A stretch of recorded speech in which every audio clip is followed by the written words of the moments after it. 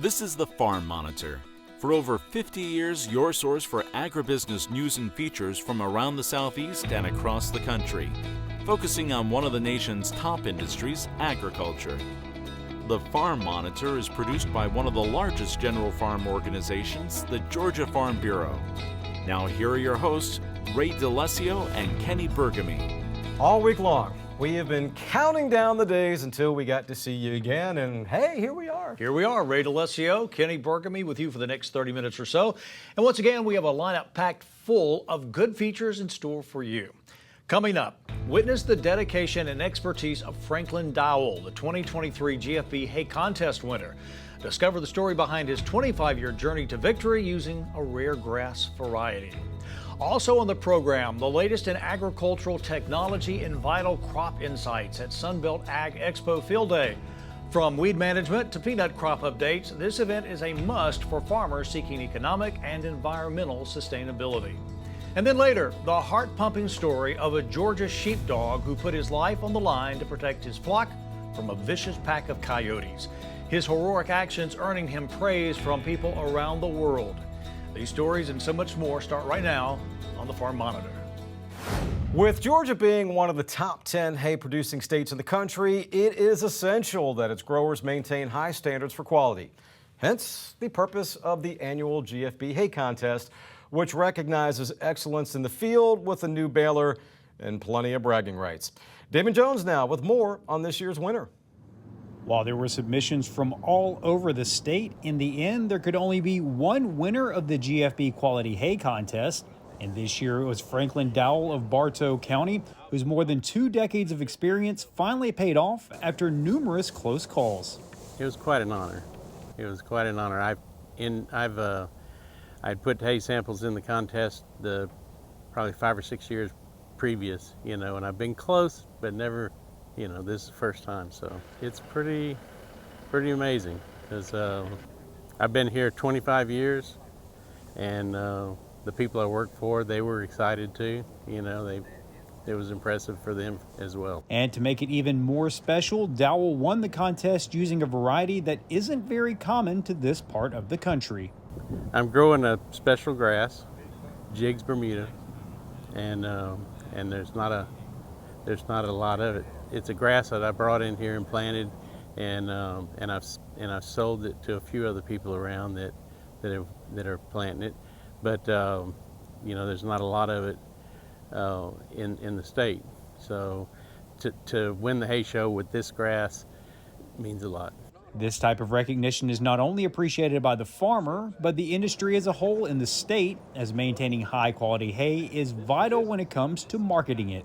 Georgia ranks about 8th in farm gate value in hay production, and we feel like that if we can encourage our producers to spend a little extra time in incorporating some good cultural practices in the production of hay, that it's going to enhance our value and enhance our reputation as a quality hay producer.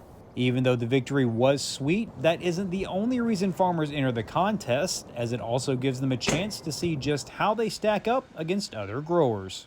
It's a contest in that there's a little bit of bragging rights, I guess you could say, in the hay production industry. And by knowing what your quality standards are, it kind of gives you a leg up on being able to market your hay if you're a commercial hay producer. And it's more than just bragging rights Dowell received, as Vermeer also awarded him a new baler. It's a partnership the company says just makes sense. I say it really aligns with our brand pillars of being good stewards of the land and also resources we have given to us. And also it's a challenge for them and us to figure out what is to come next. So it embodies what we challenge ourselves to do and what we brand ourselves to do, and has equipped everybody to do more. And that's really the overall goal for each and every producer, as they must overcome plenty of hurdles throughout the year. It is a pride thing. I mean, it's a lot. I take a lot of pride in it, and it's hard. Sometimes you get you cut hay, and the next thing you know, you're getting a thunderstorm, and you never know. So you try to pick your windows and do the best job you can. Reporting from Bartow County, I'm Damon Jones for the Farm Monitor. Turning now to the annual Sunbelt Expo Field Day, an event that offers valuable insights and showcases the latest research for attendees to implement on their farms. Our John Holcomb reports on the current observations and implications for growers approaching this harvest season. To no one's surprise, there is plenty to see down in Moultrie at this year's Sunbelt Ag Expo Field Day. Between the crops, presentations, and networking, it's an event that producers and their operations can really benefit from. It's just a great opportunity for the farmers to come in and see the latest technology, go ahead and start thinking about planting decisions and crop rotations for 24 and 25. It's just a great time to come out, see the latest technology, gather information to see how it might fit in their operation and enhance their economic and environmental sustainability. While there, growers got to hear from University of Georgia Extension specialists who provided them crop updates and management information, one of which was Extension weed scientist Stanley Culpepper, who updated growers on the importance of weed management strategies, especially when dealing with a year like this one. Weed control has certainly been a challenge. If you remember, we were a little bit cool, we were a lot wet early. Right now we're doing the opposite. We're going to be hot and dry. We tried our best to be timely. Mother Nature threw a little wrench in there, but those residuals bought us time to get in there with the really good technologies. Whether we're in a Liberty-based system, a dicamba-based system, a 2,4-D-based system, those technologies allow us a lot of flexibility and are so important to our growers. And a year like this year really pointed out how important having these tools is. So for our growers, I'll remind them, resistance management. You've got to protect these tools. If you make bad decisions 3 to 4 years later, you'll lose these tools, and guess what? We're not going to have new tools, right? The regulatory challenges we got right now are unprecedented. That toolbox is going to be challenged like never before. So implement a good system regardless of the year. Make timely applications when you can. Producers also got the chance to hear from Extension peanut agronomist Scott Mumford, who updated growers on this season's peanut crop, which he says is behind schedule thanks to the cold spring we had. So most of our peanuts were planted in between May the 12th and May the 25th or so. And so that did put us a little bit behind. The peanuts come out of the ground a little slower. We had some vigor issues, so things just were not as pretty as they normally would be. And then we got into the rainy period there at the end of May going into June. And that caused some problems with just trying to get in the field and stay timely with weed control and some fungicides and various things that we needed to do. However, Mumford says the crop is slowly catching up now that the weather has turned hotter and drier, but says there's one issue he's worried about again this year, and that's tomato spotted wilt virus. One particular problem that we were very worried about with this early planting crop was tomato spotted wilt virus. The virus itself did not show up very much in 2 to 3, 4 weeks ago. The crop wasn't moving, wasn't growing. It was kind of hard to see. But now that everything's starting to grow now, we're finding that, oh, well, the virus was just as bad, maybe not quite as bad as last year. But it's out there on this early planted crop, and I expect the June planted crop, because it's a cycle, it gets the risk gets lower in May, gets a little bit more intense in June, so I expect we'll see some more as the season goes on. Reporting in Moultrie for the Farm Monitor, I'm John Holcomb. All right, John, thanks so much. When we come back, he just charged him, and I mean, it was, maybe 10 seconds. He had the first 3 dead. Methodically, just 1, 2, 3, bam, bam, bam, they were dead. maybe, just maybe, this great Pyrenees from Decatur, Georgia is the next American Farm Bureau Farm Dog of the Year. After the break, the incredible story of how he risked life and limb to save a flock of sheep from a pack of coyotes.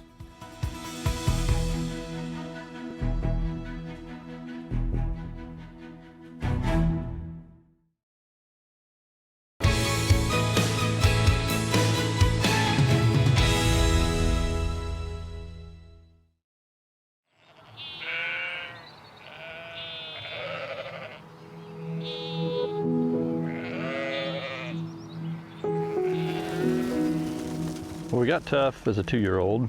We bonded rather quickly. She lives to work and she lives for Denny. The more that Denny worked her, the more apparent it was that she was an exceptional dog. It's National Western. She was the reserve champion. This is from 2014 at the Houston Stock Show. That jacket was tough. She made the cover of the magazine. Cover girl. She's a cover girl. This buckle that she won was just not very long before she got hurt. Fortunate to have that one. We were working some heifers out here, and she sustained a severe spinal cord injury, left her paralyzed from the neck down, couldn't move anything. They were unsure what the recovery would be, if there'd be any recovery. Things started to progress in a positive direction. You could just tell every day that she was getting a little better and a little better.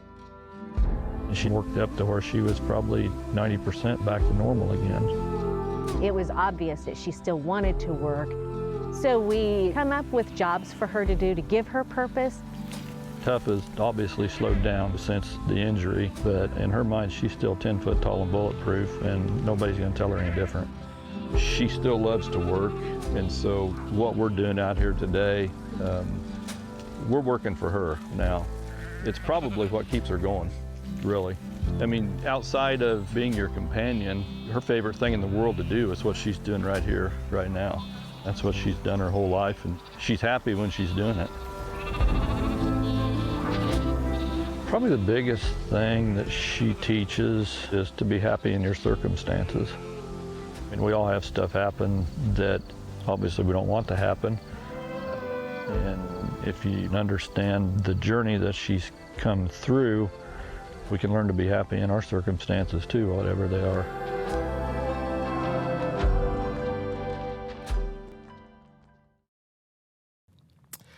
Well, the nomination period for this year's American Farm Bureau Farm Dog of the Year is now closed, and call me biased, but I cannot think of a more deserving animal for consideration than Georgia's own Casper. In fact, he is one of several candidates from across the country up for consideration, so fingers crossed. In a story we did back in March, a story that's been viewed over 70,000 times on our YouTube channel, we documented how in the early morning hours of November 4th, Casper ignored his own safety and protected his owner's sheep by engaging in a fierce 30-minute battle with nearly a dozen coyotes, killing 8 of them in the process. Now, Casper was gravely injured, but the events that followed are a true example of loyalty, teamwork, and just how valuable this breed of dog can be.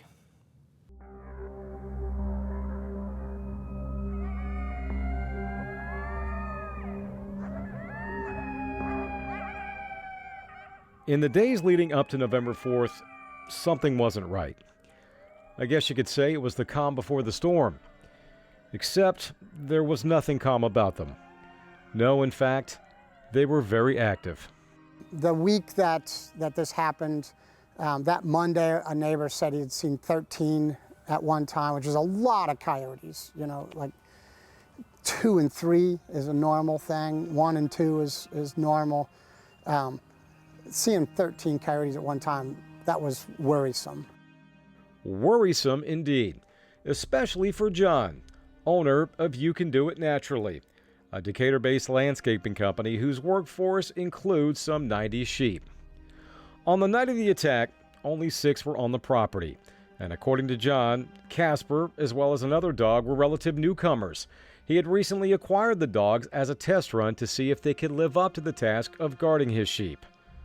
Well, Casper quickly proved his value.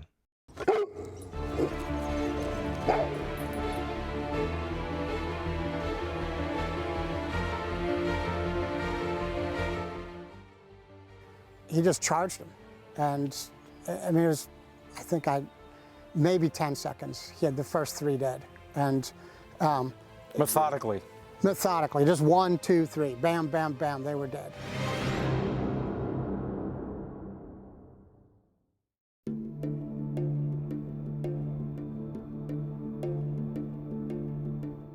Courageous as it was, Casper's efforts came with a heavy price.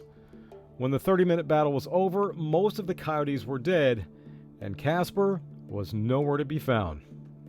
2 days later, and badly wounded, he found his way home. The moment John laid eyes on him, he feared the worst. I thought we were going to have to put him down. I thought I didn't think he'd make it another couple hours. He was terrible. It was everything badly infected. And he just had these huge wounds. I mean, just one of them on his side was like this, and the one on his neck was like that. And I thought his one ear was torn off, but it was just matted back with blood. And, you know, all the hair was gone, and his tail was, you know, missing about half his tail, and he wouldn't even let us get close to his tail. And so the first thing was clean him up enough to be able to assess, you know, do we take him to a vet or not?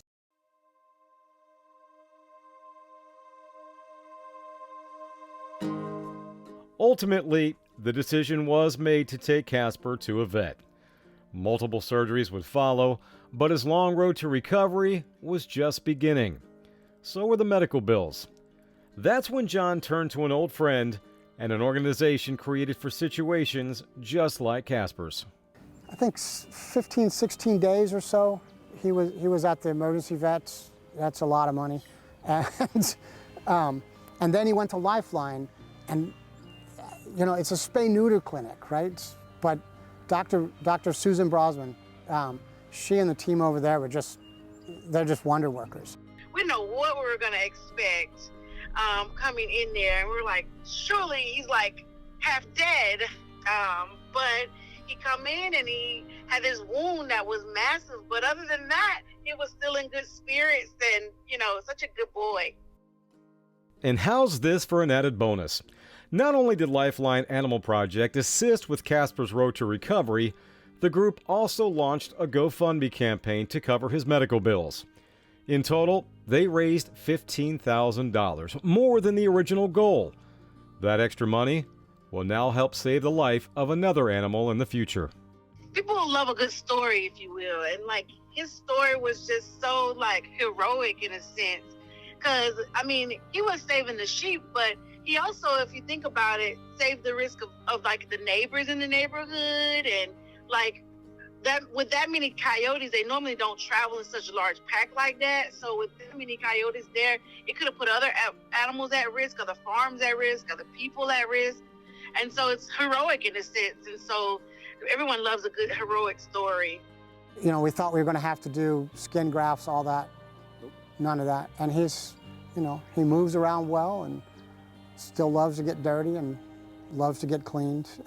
And so just loves to lay there and watch things and pay attention to everything going on. He's doing well. What does it say about this breed of how, you know, just resilient and defensive they are when it comes to stuff like that? And not just, I mean, they're so loyal. They are determined to stay with their animals. They are determined. We couldn't do our jobs without them, because I can't be out with my sheep, you know, 24 hours a day. But the dogs are, and the dogs make a lot of the decisions. If you know, we try to coexist with coyotes, but you come across the fence, and that's where coexistence ends, especially for the coyotes, right? The dogs decide that's it. And that's important, right? They take care of those threats. And it's not just coyotes. They chase hawks off. They chase owls off. They chase all kinds. They chase people off. And they're important for that. They're just an incredibly important part of our business. And we couldn't farm, especially doing urban shepherding. We couldn't do that without dogs.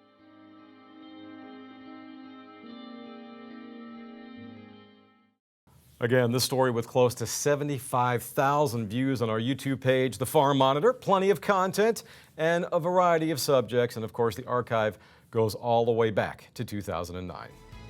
When we come back, unleashing hope for a safer future. The state-of-the-art facility created to safeguard our food, economy, and above all, our health.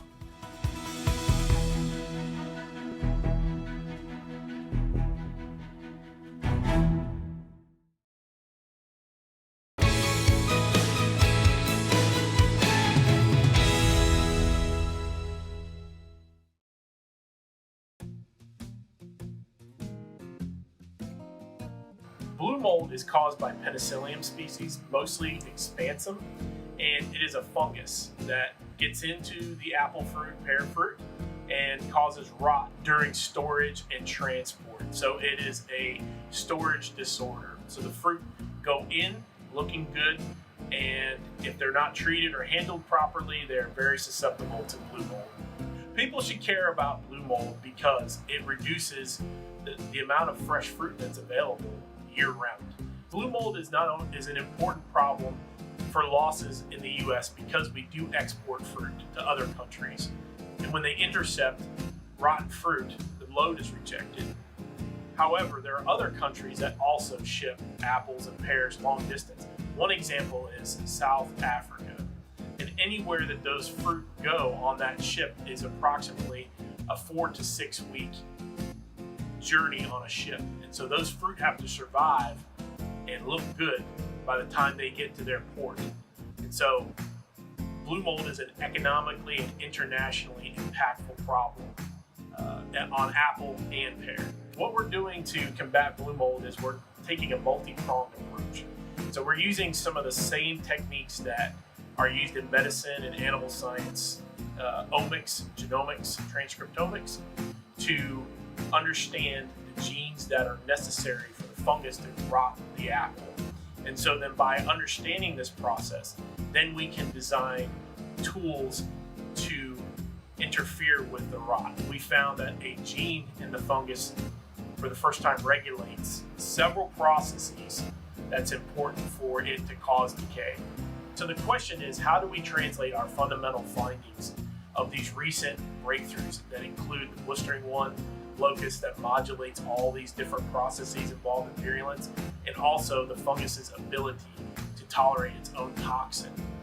What we would like to do is generate a set of molecular switches through double-stranded RNA and make a cocktail and incorporate this into a spray, a dip, a wax treatment for the fruit. And this is what we envision as our control method for blue mold to help thwart this decay problem in storage.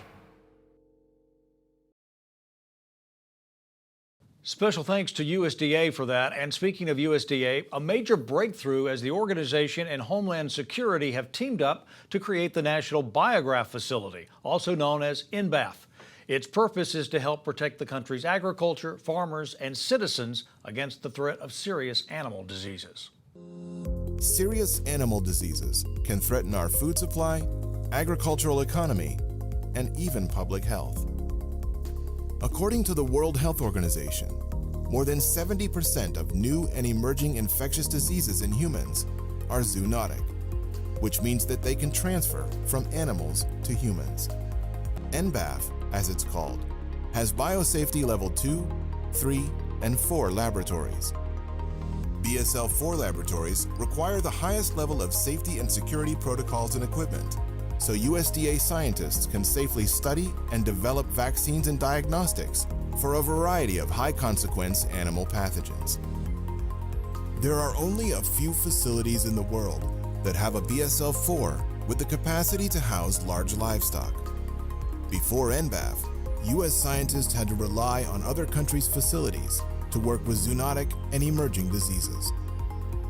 NBAF is a critical component of USDA's priority to develop vaccines and countermeasures, as well as the early detection of diseases that threaten our livestock. In addition, NBAF scientists will collaborate with industry and academic partners to transfer research into veterinary medical countermeasures used to prevent or fight animal disease outbreaks around the world. Located in America's heartland, NBAF scientists are working for a safer and more resilient America through this world-class science facility.